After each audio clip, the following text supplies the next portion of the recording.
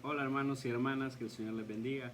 Una nueva reflexión para la gloria y la honra de Dios, siempre buscándola en las Sagradas Escrituras, en la Palabra de Dios. En esta ocasión vamos a leer la carta del apóstol Pablo a los Gálatas, capítulo 2 y versículo 11. Dice: porque antes de venir algunos de parte de Jacobo, él, hablando de Pedro, comía con los gentiles, pero cuando vinieron empezó a retraerse y apartarse porque temía a los de la circuncisión. En esta ocasión quiero hablarte sobre un tema importante que considero que es necesario que lo hablemos, y es acerca de la doble moral, de la hipocresía. El caso de Pedro se repite a menudo en la iglesia de hoy también. Pablo le llama a esa conducta, como ya les mencioné, hipocresía, es decir, apariencias, es decir, usar una máscara, es decir, ser de doble cara.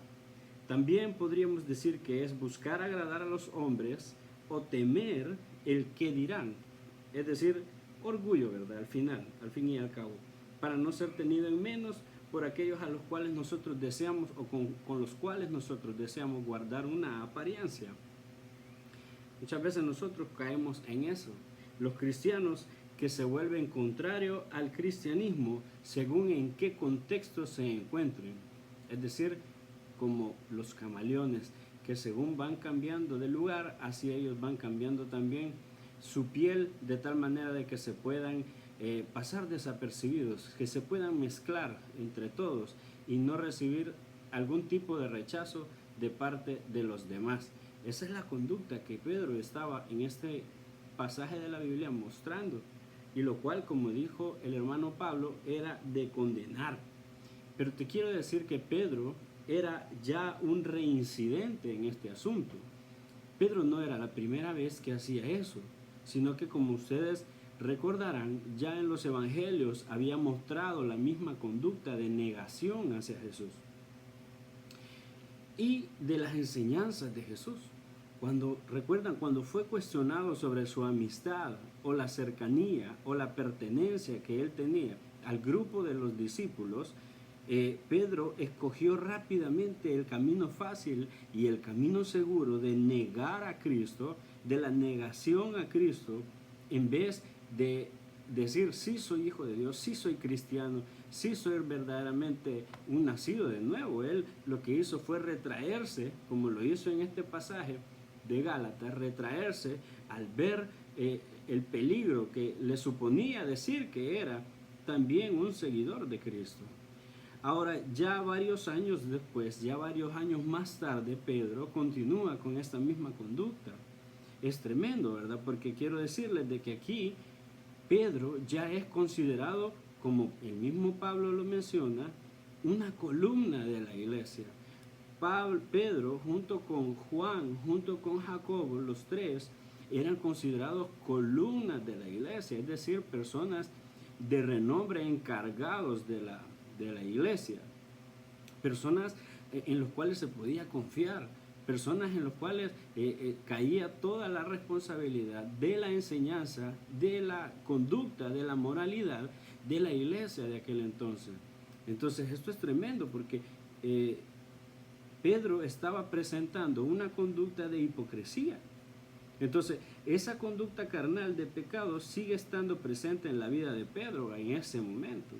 Entonces, esto ocurre porque nosotros, como hijos de Dios, muchas veces no entregamos del todo ciertas áreas de pecado a nuestro Señor Jesucristo. O más bien, nosotros no le damos algo debajo del gobierno de Cristo, no estamos poniendo toda nuestra vida. Estamos particionando nuestra vida. Estamos actuando de doble cara. Estamos teniendo doble moral. Entonces es necesario que nosotros seamos de un mismo sentir, que seamos de una sola palabra. Entonces, imagínense, da igual que ustedes se llamen Pedro apóstol, da igual que ustedes se llamen Mario, Carla, Camila o Sofía. No importa, todos somos iguales, somos seres humanos que necesitamos poner toda nuestra vida bajo el gobierno de nuestro Señor Jesucristo. No se trata de solo una parte, no se trata solo digamos, aceptar aquello que me conviene a mí, ¿verdad? Sino que entregarlo absolutamente todo. No estar por partes sí y otras partes no. Entonces Pedro en este momento estaba incurriendo en este pecado. Ahora piense, por favor, si las columnas de la iglesia, Pedro una de ellas, incurrían en estos errores, ¿cómo entonces estarán aquellos a los cuales ellos dirigían? ¿Cómo estarán estas personas? Es que, hermanos y hermanas, nadie está exento a este y a otro tipo de errores conductuales. Definitivamente nosotros no estamos exentos a estos errores que son hipocresía delante de Dios. Delante de Dios esto no es agradable. Entonces es pecado. Ahora yo quiero preguntarte a ti y también me pregunto a mí mismo. ¿Ya identificamos en nuestra mente aquello? Escuche esto, por favor. ¿Ya identificó usted en su mente aquello en lo que usted incurre a menudo, con lo que con mucha frecuencia niega a Cristo? ¿Ya lo puso en su mente? ¿Cómo usted, qué son aquellas conductas, aquellas acciones, aquellas decisiones que usted está tomando en su vida, los cuales no están glorificando a Dios y con los cuales o a través de ellos nosotros le faltamos el respeto a Dios? Estamos cayendo en este pecado de la doble moralidad, de la vergüenza de que nosotros nos da pena decir que somos cristianos, o tal vez no lo hacemos, evitamos decirlo, o no nos apartamos de ese pecado de ser, por decirlo así, soy feo, pero así es, hipócrita delante de Dios. Entonces, ¿cómo piensa usted, oiga, que eso afecta en su comunión para con Dios? ¿Qué piensa hacer al respecto? Esas son preguntas que debemos de hacernos nosotros. ¿Qué estaría usted, hermana? ¿Qué estaría usted, hermano, dispuesto a dejar por y para restaurar aquella buena comunión con Dios? Porque esto nos rompe la comunión para con nuestro Dios. Mira lo que dice nuestro Señor Jesucristo a los máximos dirigentes de la iglesia o de la religión, vamos a decirlo mejor, judía, de aquel entonces cuando él estaba en aquella época. En Mateo capítulo 23 y versículo 13 dice: ay de ustedes, escribas y fariseos hipócritas, porque ni entran al reino de los cielos y tampoco dejan entrar a nadie. Ay de ustedes, escribas y fariseos hipócritas, que por un lado hacen oraciones larguísimas en las calles y por el otro le roban las casas a las viudas. Y termina Jesucristo diciendo: hipócritas.